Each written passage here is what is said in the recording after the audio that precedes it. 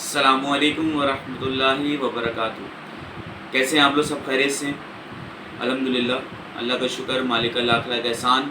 फिर मौजूद हूँ आप सबकी खिदमत में एक नए और एक इन्फॉर्मेटिव टॉपिक के साथ, जो कि आप सबको पता है कि आजकल बच्चों के एग्ज़ाम्स चल रहे हैं, मैट्रिक के पेपर हो चुके हैं, 9 के पेपर चल रहे हैं और उनमें भी काफ़ी ज़्यादा बच्चों को एक ऐसा सेक्शन है, सेक्शन ए, बच्चों को बहुत ज़्यादा मुश्किलात हुई और वो मुश्किलात शायद एमसीक्यूज़ के अंदर थी। तो अब 9 के पेपर ख़त्म होने के बाद फर्स्ट ईयर और सेकेंड ईयर की बारी है। ईद के बाद सेकेंड ईयर की बारी है और फिर सेकेंड ईयर के बाद फर्स्ट ईयर के बच्चों की बारी है पेपर देने की।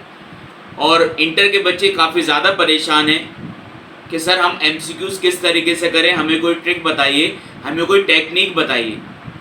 तो वो ट्रिक, वो टेक्निक आज आपके लिए मैं लेके आया हूँ। उसके कुछ स्टेप्स हैं, तो वो स्टेप सुनने से पहले अगर किसी ने अभी तक इस चैनल को सब्सक्राइब नहीं किया है तो सबसे पहले चैनल को सब्सक्राइब कर दो और कुछ सेकंड लगेंगे, 1 2 3 4 5, जल्दी से लाइक कर दो। 1 2 3 4 5, जल्दी से लाइक कर दो। फिर हम आगे बढ़ते हैं और स्टेप नंबर 1 की तरफ चलते हैं। चलिए आइए। बिस्मिल्लाहिर्रहमानिर्रहीम। सॉल्विंग टेक्निक फॉर एमसीक्यूज़ या ट्रिक्स के नाम से बोलें एक ही बात है। स्टेप्स बताने से पहले, स्टेप नंबर 1 आपको बताने से पहले एक बात ज़रा बता दूं कि इसमें काफ़ी ज़्यादा स्टेप्स हैं। तमाम को देखिएगा, तमाम को पढ़िएगा, समझिएगा और अगर कुछ भी इसमें से समझ में ना आए तो आप कमेंट्स कर दिएगा आखिर में, इंशाल्लाह वो चीज़ आपको जवाब दे दी जाएगी। इस वीडियो को एंड तक देखिएगा, वरना एक भी स्टेप आपने मिस कर दिया तो आपके लिए मसले मसाइल हो सकते हैं। स्टेप नंबर 1, जिसकी पहली हेडिंग है बेटा आप लोग सबके पास, नेवर फॉलो सीक्वेंस। पेपर में जब भी आपके पास पेपर आता है उसके अंदर कम से कम 3 सेक्शन होते हैं। एक होता है सेक्शन ए, फिर होता है आपके पास सेक्शन बी, फिर होता है आपके पास सेक्शन सी। सबसे पहले आपको हमेशा सेक्शन ए दिया जाता है, कभी 30 मिनट्स के लिए, कभी 25 मिनट्स के लिए, कभी 40 मिनट्स के लिए और शायद इस दफ़ा कुछ सब्जेक्ट्स में 42-43 मार्क्स का भी आपको टाइम दिया जा सकता है।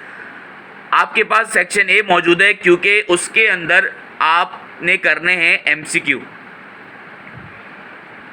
1 से लेके अप टू सो ऑन। आपके पास बहुत सारे एमसीक्यूज मौजूद हैं। सपोज कर लेते हैं 42 हैं, तो आपने कभी भी सीक्वेंस को फॉलो नहीं करना। आपने पहला पढ़ा, आपको आता है आपने फ़ौरन से लिख दिया, दूसरा आता है उसको लिख दिया, तीसरा नहीं आता छोड़ दिया, आगे बढ़ जाओ, चौथे वाले की तरफ बढ़ जाओ, पांचवें वाले की तरफ बढ़ जाओ, 6 7 8 9 10 नहीं आते उसको छोड़ दे, आगे बढ़ जाओ। जो पहले आते वो पहले कर लें, इससे आपका टाइम भी मैनेज होगा, आपका वक्त भी ज़ाया नहीं होगा और आप जो आपको सवालात आते हैं वो आप जल्दी से उसके आंसर दे दोगे।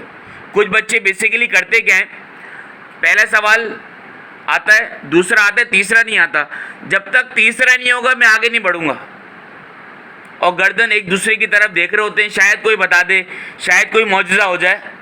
वो मौजूदा आप आखिरी वक्त के लिए रखेंगे।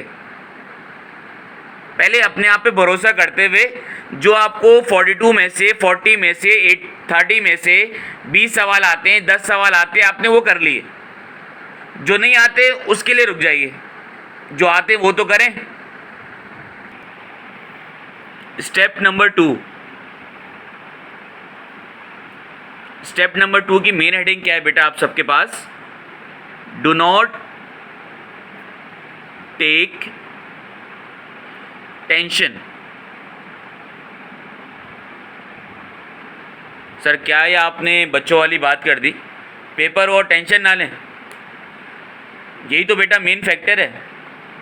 टेंशन ले ली तो सब बर्बाद हो गया। सकून से काम करते रहे तो शायद मैक्सिमम मार्क्स तक जा सकते हो। टेंशन सर आपने पहले स्टेप बताया कि सीक्वेंस को फॉलो मत करना, उसके बाद डायरेक्ट आप आ गए कि टेंशन मत लो। सर इसका मतलब क्या है, इसको आखिर में क्यों नहीं रखा, इसको सबसे नंबर 1 पे क्यों नहीं रखा? क्योंकि सबसे पहले बच्चा सीक्वेंस को देखता है, वो कहता है शायद मैं 1 से लेकर 2, 4, 5 से लाइन से सारे करता रहूँ। हाँ, नंबरिंग सारी एक साथ डालिएगा, लेकिन पहले करिएगा वो जो आपको अच्छे से आते हैं। अब डू नॉट टेक टेंशन का मतलब क्या है बेटा, जो एग्जामिनर होता है ना, जो पेपर सेटर होते हैं, उनकी एक टेक्निक होती है, वो शुरू में हमेशा लाजमी आपके पास डिफ़िकल्ट क्वेश्चन ही सेट करते हैं।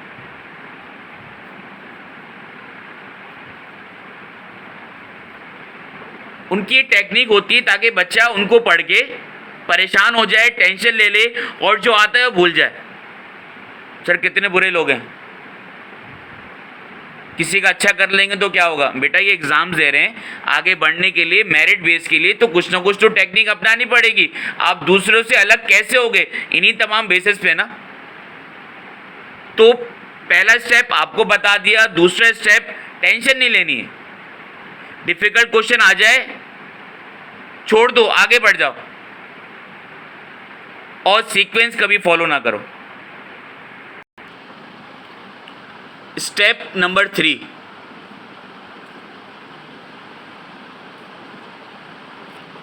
उसकी मेजर बेटा आपके पास जो हेडिंग मौजूद है, मोस्ट प्रोबेबल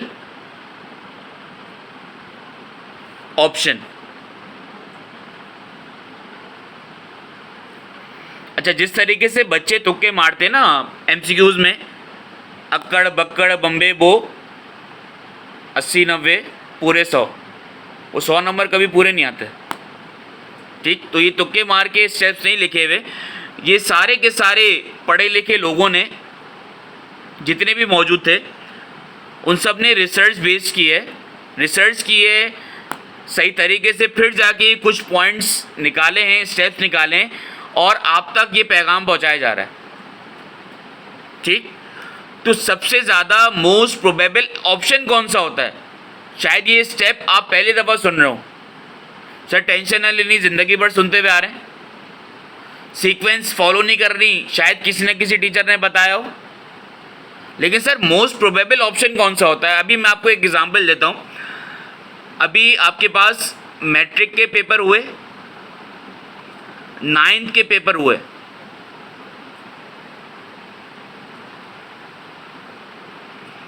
जो बोर्ड के पेपर होते हैं, एग्जामिनर होते हैं जो पेपर सेट करते हैं, हमेशा से कहीं भी देख लो, चाहे कैम्ब्रिज में देखो, फेडरल में देखो, सिंध बोर्ड में देखो, किसी भी एग्जामिनेशन में देखो, हमेशा मोस्ट फेवरेबल प्रोबेबल ऑप्शन जो होता है वो बी एंड सी होते हैं। बहुत कम ए और डी के ऑप्शंस होते हैं बेटा। बी से सी तकरीबन 95% यही ऑप्शंस होते हैं हर एमसीक्यूज में। अभी आप मैट्रिक का पेपर उठा के देखिए, आप 9 का पेपर कोई से भी उठा के देखिए, ज़्यादातर आपको बी और सी ऑप्शन मिलेंगे, ए ऑप्शन और डी बहुत कम मिलेंगे। अब ये नहीं कि पढ़ के नहीं गए सारे बी और सी पे लगा दिए, ऐसा भी मत कीजिएगा। ये एग्जाम्पल दे रहा हूँ अभी के पेपर्स की, कहीं दूर की नहीं दे रहा मैं आपको। हर दफ़ा यही होता है सर, हम जो पेपर बनाते हैं, हमारे पास जो नोट्स मौजूद है उसमें तो सब बी है, सारे के सारे बी हैं, सारे के सारे सी हैं। बेटा वो पेपर थोड़ी है, वो तो एक आपके पास एक सेट किया गया है, वो तो आपके पास एक नोट्स हैं, वो तो मिक्स करके दे दिए गए। लेकिन जब बोर्ड का पेपर बनाया जाता है तो इसमें इस चीज़ का ज़्यादा ध्यान रखा जाता है कि सबसे ज़्यादा ऑप्शन बी और सी में हो, बहुत कम ए और डी होते हैं बेटा। अगर पहला वाला ठीक हो जाएगा तो क्या ही बात है।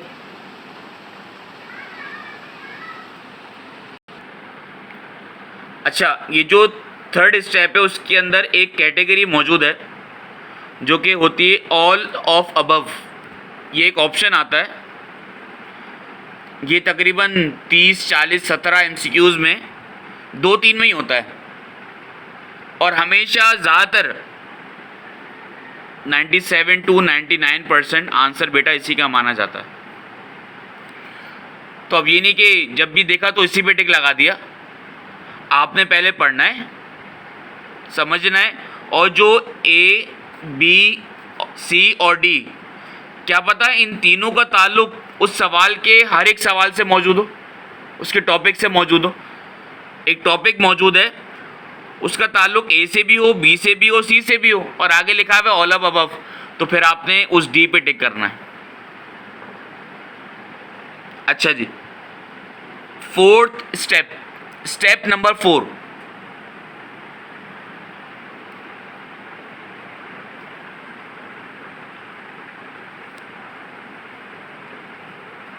Intelligent plan.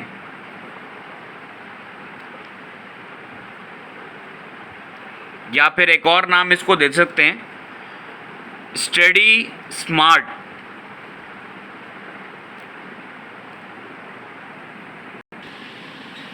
तो जो बेटा ये फोर्थ स्टेप है, इंटेलिजेंट प्लान या स्टडी स्मार्ट, इसमें सबसे मेन फैक्टर है बेटा प्रैक्टिस का। वो कहते हैं ना, practice makes a man perfect. Man बोलें, वुमेन बोलें, बॉय बोलें, गर्ल बोलें, बात बराबर है। जितनी ज़्यादा प्रैक्टिस करोगे, किसके हवाले से, एमसीक्यू के हवाले से, उतने ज़्यादा आप मार्क्स गेन कर सकते हो। किस तरीके से? लेट सपोज आपके पास 40 सवाल मौजूद हैं और उसके अंदर 30 सवाल तो वही हैं जो आपके किसी नोट्स में लिखे हुए हैं या फिर आपकी बुक के अंदर मौजूद हैं या आपने पास पेपर में देखा हुआ है। तो जितनी अच्छी प्रैक्टिस होगी बेटा आपकी, तो वो 30 के 30 आप आसानी से क्या कर सकते हो, ठीक कर सकते हो। लेकिन अगर प्रैक्टिस अच्छी ना हुई तो बेटा ये 30 भी आपके अच्छे नहीं होंगे, इसमें भी सिर्फ 15 मार्क्स 10 मार्क्स आ रहे होंगे, और बाकी जो आपके पास 10 बच गए वो हमेशा आपके न्यू क्वेश्चंस होंगे, जो कि अल्फाज को चेंज करके वो देते हैं। तो सर वो 10 सवाल फिर कैसे करें? वो 10 सवाल करने की क्या टेक्निक है? तो इन 10 न्यू क्वेश्चंस को, जो कि थ्योरी के भी हो सकते हैं, जो आपके पास न्यूमेरिकल बेस भी हो सकते हैं, जो कॉन्सेप्चुअल बेस भी हो सकते हैं, सर उनको किस तरीके से किया जाए? कोई जादू तो है नहीं, मेहनत फिर करनी पड़ेगी आपको, लेकिन ये मेहनत इस तरीके से होगी कि आप बहुत अच्छे तरीके से अभी भी कामयाब हो जाएंगे, और आगे जो आपके मेजर टेस्ट होते हैं इंटर के बाद, उसमें भी आप कामयाब होंगे। तो उसको करने का तरीका क्या है? करने का तरीका कुछ ये है बेटा कि आप बुक को क्या करो, रीड करो। सर इतनी बड़ी बुक है, सर हम तो एक ही बुक को रीड करते हैं, जिसको हम कहते हैं फेसबुक। फिलहाल अवॉइड कीजिए, करें ज़रूर, वरना ज़िंदगी रंगीन नहीं हो पाएगी। करें ज़रूर, लेकिन अभी फ़िलहाल अवॉइड करें। जितना ज़्यादा हो सकता है सोशल मीडिया से दूर रहें। बुक को रीड करें और आप कुछ ही मिनट के अंदर आराम से 200-250 पेज पढ़ सकते हैं, ये गारंटी मैं आपको देता हूँ। एग्जाम्पल दूंगा, कोई हवाई फायरिंग नहीं करूँगा मैं।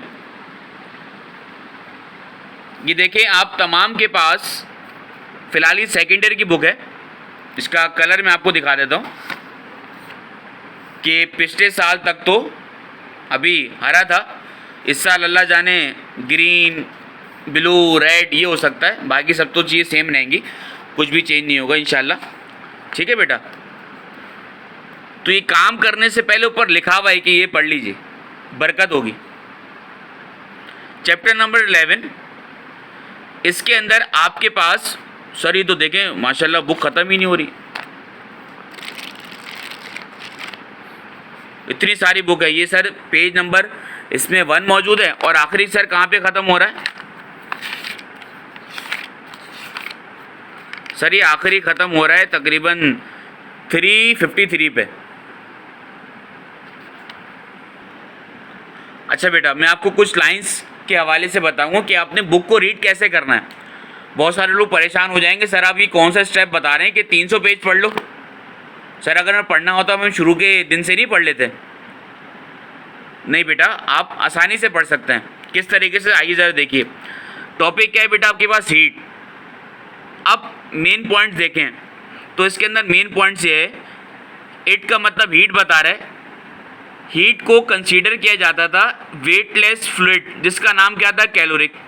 ये आपके पास हो गए इसके की पॉइंट्स। 2 लाइनें गई। अब आगे ज़रा देखते हैं। हॉट बॉडीज जिनका टेम्परेचर ज़्यादा होता है contain more caloric than cold bodies. देखो कुछ लफ्ज़ और हट गए, ये की पॉइंट्स आ गए। ठीक है, इसी तरीके से आपके पास अगर हीट को ये वेटलेस फ्लूइड माना जाता था तो उसका ये जो कॉन्सेप्ट है हीट फ्लूइड का, चैलेंज कर दिया किसने? काउंट रैमफोर्ड ने। ये आपके पास एमसीक्यूज में आ सकता है। तो ये बेटा आपके पास इनके की पॉइंट्स आ गए। ठीक सर, अब इन की पॉइंट्स को कैसे हमेशा अंडरलाइन करते रहें? जितना हो सके उतना जल्दी अंडरलाइन करें। आप एक दिन के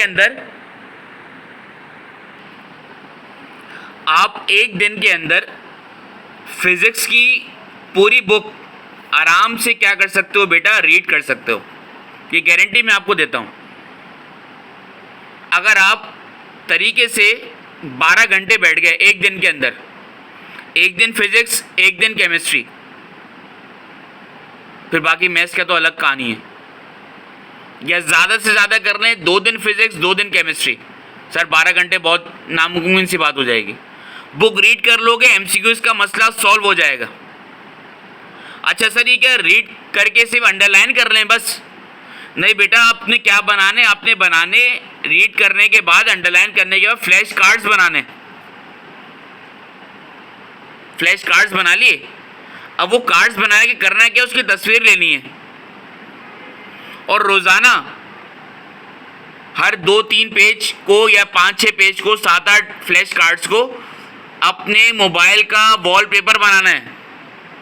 क्योंकि सबसे ज़्यादा चीज़ जो आप ओपन करते हैं फ़िलहाल वो मोबाइल ही है। वॉलपेपर खुला रहेगा, उसके ज़रिए पढ़ते रहोगे, लिखते रहोगे, काम आसान हो जाएगा। ये एक बेहतरीन स्ट्रेटजी है आपके लिए कि आप उन एमसीक्यूज़ को भी अच्छा कर सकते हो जो आपको नहीं आ रहे। स्ट्रेटजी को अपनाओगे, कामयाब रहोगे। और सबसे आखिरी, फोकस करो बेटा फिलहाल स्टडी पे। अपना गोल सेट करो, क्या अचीव करना है वो सेट करो, फिर देखो किस तरीके से सक्सेस तुम्हारे कदम चूमेगी। अच्छा बेटा, तो आपने देखी ये तमाम स्टेप्स जो अभी आपको बताए गए, ये सारे के सारे प्रैक्टिकली 100% रिसर्च बेस्ड हैं। और अगर आप इन पे इम्प्लीमेंट करोगे तो इंशाल्लाह आपके एमसीक्यूज़ का मसला सॉल्व हो जाएगा। ये तमाम बातें मैं अलग अंदाज से अपने स्टूडेंट्स को क्लासरूम में, कॉलेज में, कोचिंग सेंटर्स में बताता रहता हूँ। आज अलग नाम से आपको बताए तो उम्मीद है कि बहुत सारी बातें क्लियर हुई होंगी। अगर ये तमाम स्टेप्स आपको क्लियर हुई हो तो टाइम बिना ज़ाया किए फ़ौरन से इस तमाम रूल्स को फॉलो करें, स्ट्रेटजी प्लान करें, टाइम सेट करें और करने बैठें। इंशाल्लाह ये 42 मार्क्स, 35 मार्क्स आपके कहीं भी नहीं जाएंगे। फिर इंशाल्लाह फिर जो मसले मसाइल हैं उसको डिस्कस कर लेंगे। जिस तरीके से मैंने आपको बताया कि बुक को रीड करना, वो अंडरलाइन करके भी आपको बताया जा सकता है। अगर आपके पास सर बिल्कुल टाइम नहीं है, बिल्कुल ज़ीरो मेरे पास टॉलरेंस है, कोई टाइम नहीं है, तो फिज़िक्स के हवाले से मैं मौजूद हूँ। मैं आपको बेसिकली क्या करके दूंगा, वीडियो के ही ज़रिए वो अंडरलाइन करके दे सकता हूँ अगर आप लोग चाहें तो। अगर आप लोग ये चाहते हैं कि मैं वो अंडरलाइन करके भी मेन पॉइंट्स दे दूँ तो कमेंट से मुझे लिख के ज़रूर बताइएगा। और ये सारा का सारा काम लोगों के लिए किया जा रहा है, आप लोगों के लिए किया जा रहा है। Anybody can do for others, ये इस चैनल का नाम है। तो अगर जितना इस वीडियो को शेयर करोगे आगे तक बात पहुंचेगी, और क्या पता उस बच्चे तक बात पहुंच जाए। बताने का मकसद यही था, उन्हीं बच्चों के लिए था जो बेटा कॉलेज की फ़ीस, कोचिंग की फ़ीस, प्राइवेट ट्यूशन्स की फ़ीस अफोर्ड नहीं कर सकते। तो खुदारा ये चीज़ शेयर करें, उन बच्चों तक अगर ये बात पहुंच गई तो क्या पता उनके लिए बहुत आसानी हो जाएगी। अपना ख्याल रखिएगा, इस वीडियो को एंड तक देखिएगा, इंशाल्लाह आपके सारे मसले मसाइल सॉल्व हो जाएंगे। अस्सलामु अलैकुम वरहमतुल्लाहि वबरकातुहू। अल्लाह हाफ़िज़।